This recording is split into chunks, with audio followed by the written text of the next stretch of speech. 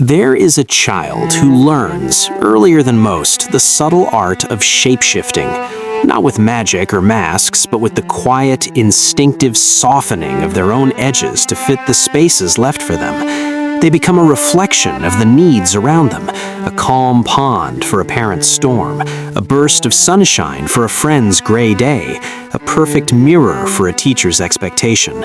This is not rebellion. It is a deep biological plea for safety, for connection, for love. We call this child adaptable, easygoing, a joy to have around.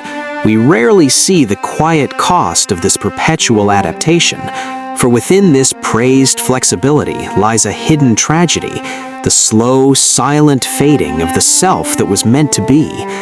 This is the story of the over-adaptable child, not as a victim, but as an architect of a self built for others, learning, decades later, to find the blueprint of their own soul beneath the familiar, accommodating smile.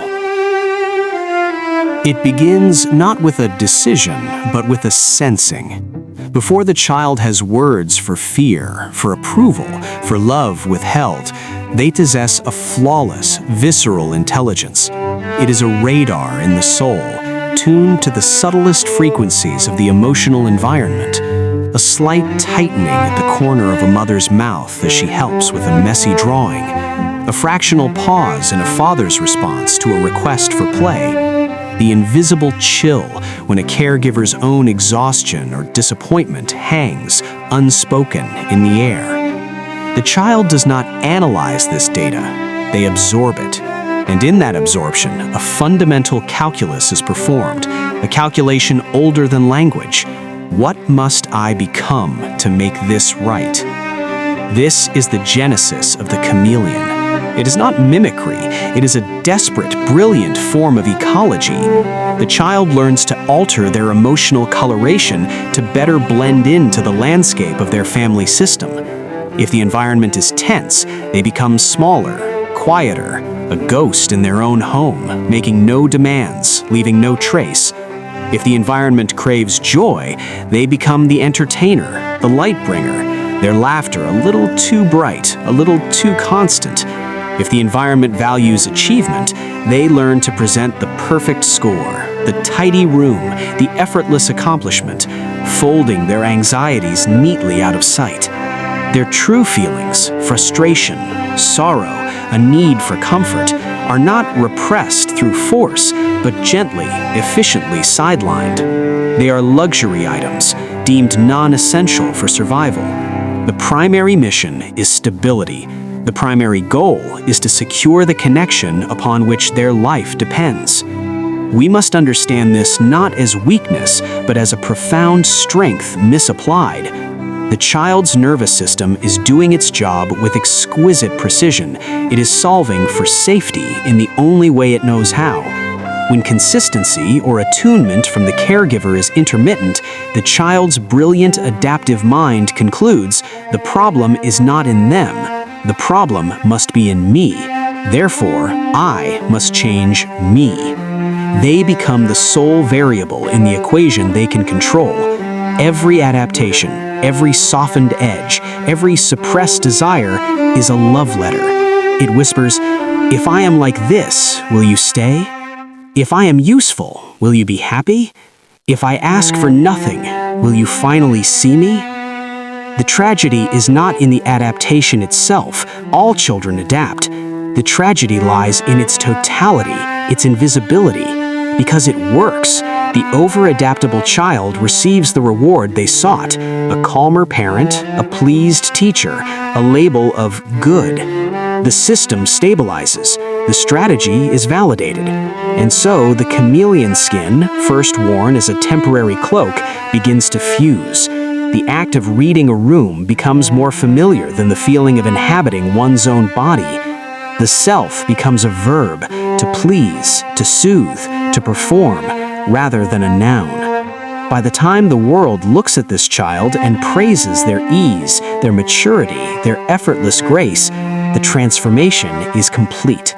The instinct has built a perfectly curated shell, and within it, the faint, original pulse of a separate being continues, but now muffled. distant, like a heartbeat heard through layers of stone. Imagine a self, not the self that is performed, but the self that simply is. The one with innate curiosities, natural aversions, spontaneous joys, and clear, uncomplicated no's. This is the unwritten blueprint, the original genetic and spiritual sketch of a person, waiting for experience to fill in the details. For the over-adaptable child, this blueprint often remains just that, unwritten, unread, filed away in a drawer marked for later.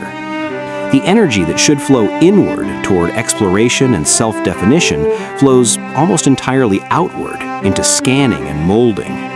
While other children are busy building a fortress of self, I love dinosaurs, I hate broccoli, this is my favorite color. The adaptable child is learning the architecture of other people's fortresses. They become experts in the layout of foreign lands, but have never mapped their own territory. Their own likes and dislikes become vague, negotiable. What do you want to do is not a joyful question, but a moment of mild panic, a scramble to deduce what you might want to do. Their identity becomes an echo chamber, reflecting back only what has been put into it. This creates a peculiar inner landscape. It is not empty, but it is filled with borrowed furniture. Opinions absorbed from a charismatic friend, hobbies picked up to please a parent, a career path chosen because it seemed to generate approval. There is a library of knowledge on how to be for others, but the book titled How to Be for Myself has only blank pages. The tragedy here is one of absence. It is the ghost limb of the soul, a deep, intuitive sense that something should be there, a shape, a solidity, a core. But when you reach for it, your hand passes through air. This missing blueprint manifests as a fundamental question that haunts adulthood. Who am I really? Not the roles they play, the good employee, the reliable friend, the peacekeeper, but the essence underneath. Without this core, their resilience is brittle. It's based on external validation, not internal conviction.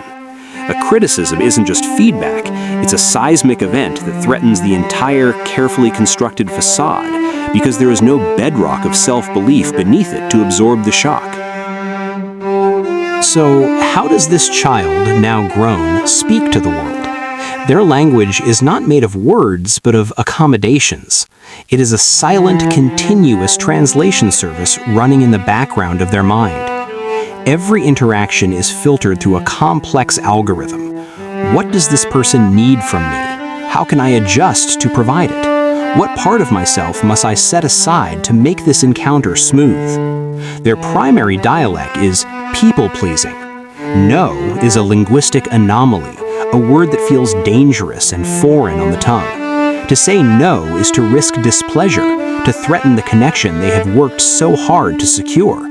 So they say yes to extra work, to unwanted invitations, to burdens that are not theirs to carry.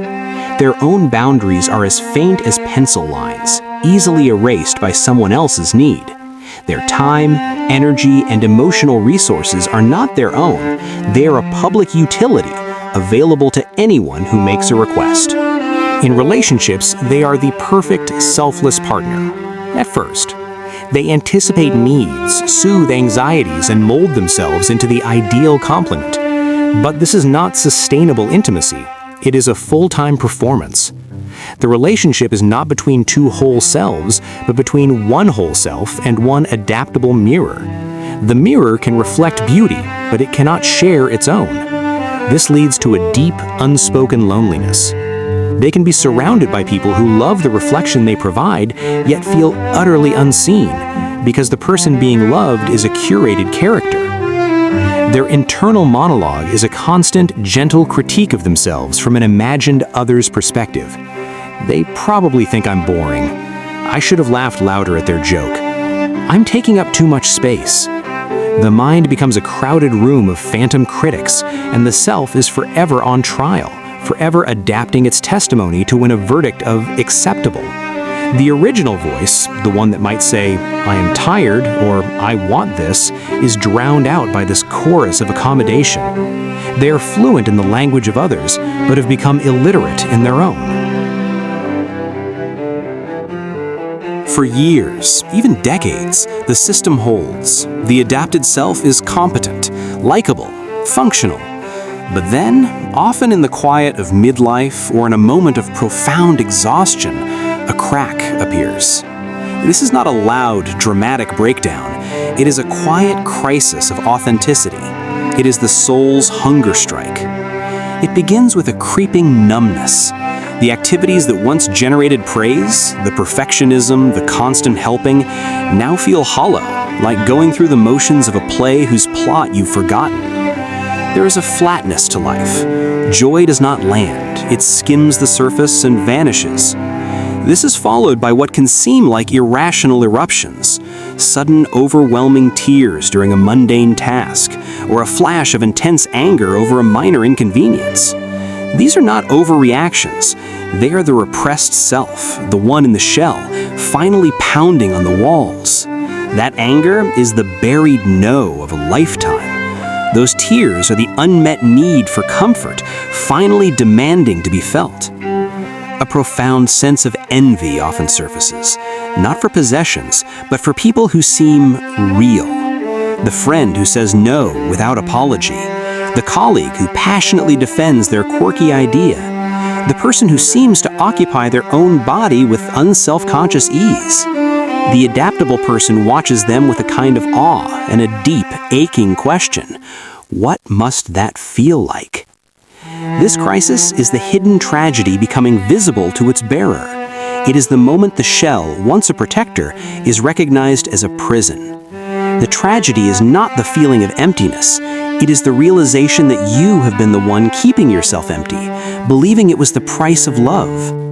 This awakening, though painful, is not a curse. It is the first faint signal from the unwritten blueprint. It is the distant heartbeat under the stone, growing a little louder, a little more insistent.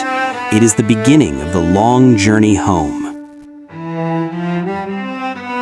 The journey back is not about destroying the adapted self. That self is a survivor, a protector, and it deserves compassion. The journey is about becoming its co-pilot instead of its prisoner. It is a gentle, patient process of archaeology, brushing away the layers of adaptation to find the artifacts of the true self beneath. It begins with tiny, almost imperceptible acts of curiosity. It is pausing in the middle of an automatic yes to ask, internally, what do I actually feel? Not what should I feel or what would make someone else feel good, but the raw, unedited sensation in the body.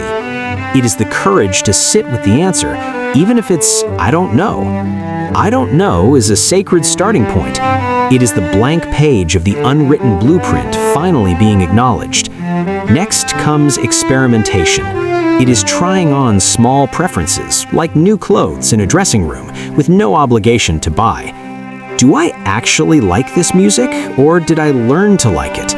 What would I eat if no one else's opinion mattered? It is tolerating the profound discomfort of setting a first, fragile boundary. Not a wall, but a whisper. Actually, I can't do that today. The anxiety that follows is not a sign you're doing it wrong. It is the old alarm system trained for decades on accommodation blaring at this new, unauthorized behavior. The task is to let the alarm ring and breathe through it. This is a process of decoding a language you were never taught. The body becomes a crucial text. A clenched jaw, a tight stomach, a sudden fatigue.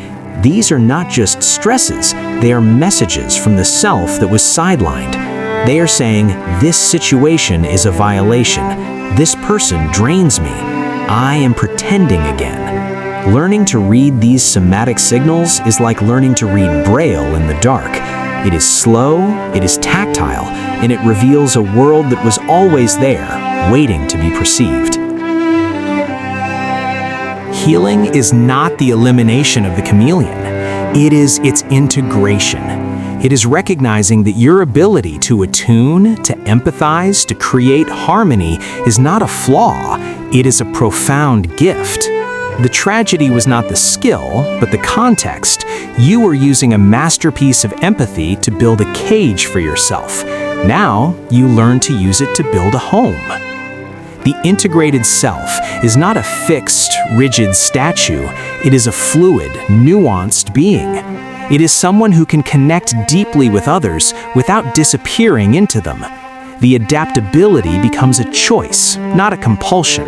You can still be the calm pond, but now you have shores, clear, defined boundaries that say where you end and the other begins.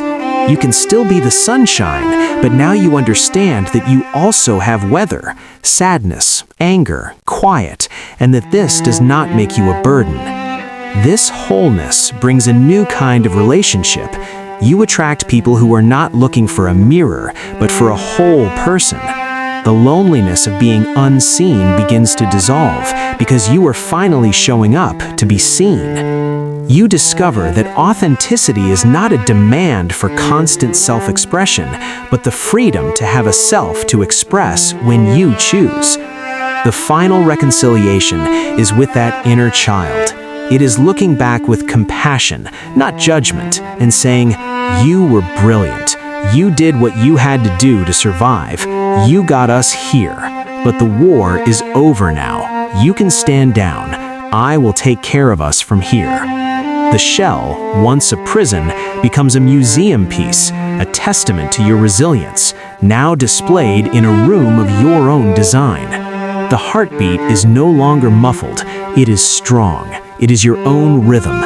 And for the first time, you are building your life not as a reflection of a blueprint written for others, but as an original, imperfect, breathtaking work of art, signed in your own hand.